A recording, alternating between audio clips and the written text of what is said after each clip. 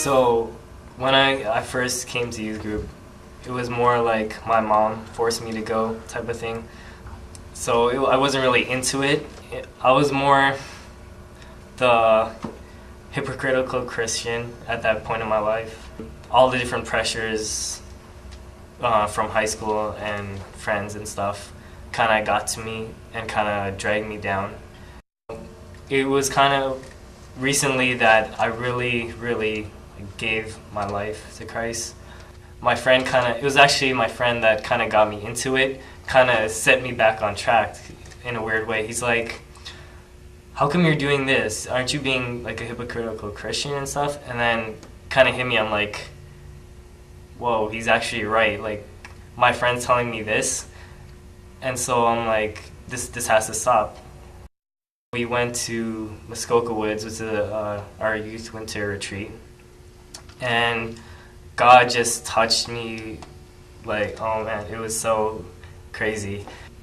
It was a Saturday night, and he told me, he's like, when we were doing praise and worship, he's like, just surrender to me and just go on your knees.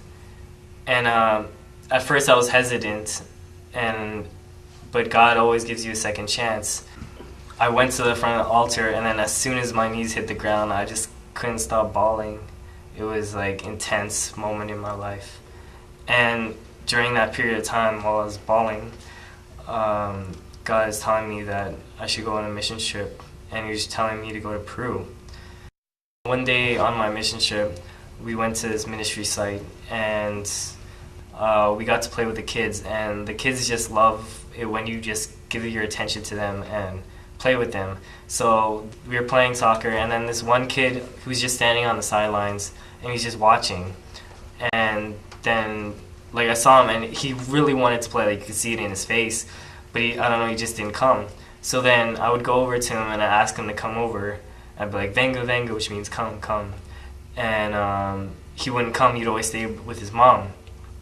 And then I do that like 4 or 5 times, and then he still said no, until like he decided like the 6th time to come. And then we were just playing and having fun.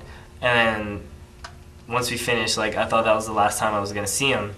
And then in the evening went to this church, and there he was with his mom. And I totally wasn't expecting to see him again at this church or any time on the trip.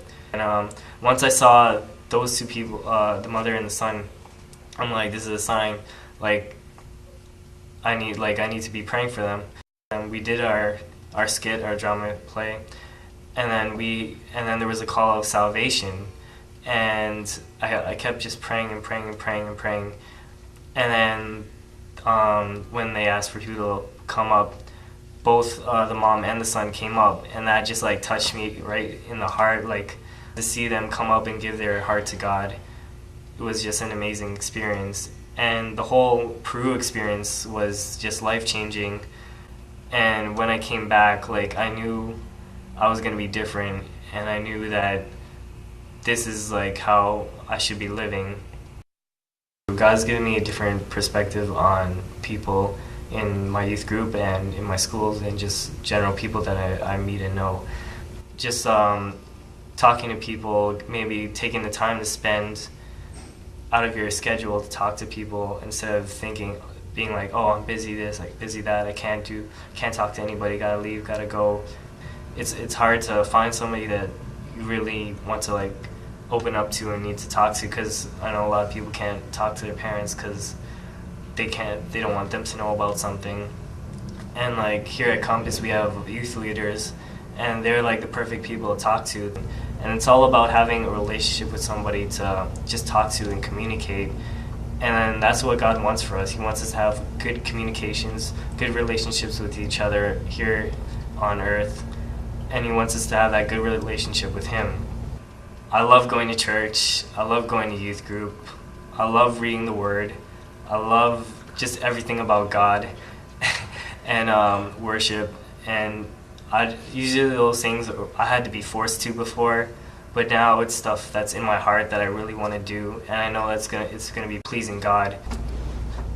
It all started with the experience in Peru and just following what God wanted for me, and now I'm doing what he wants with what he wants to do through me to help people.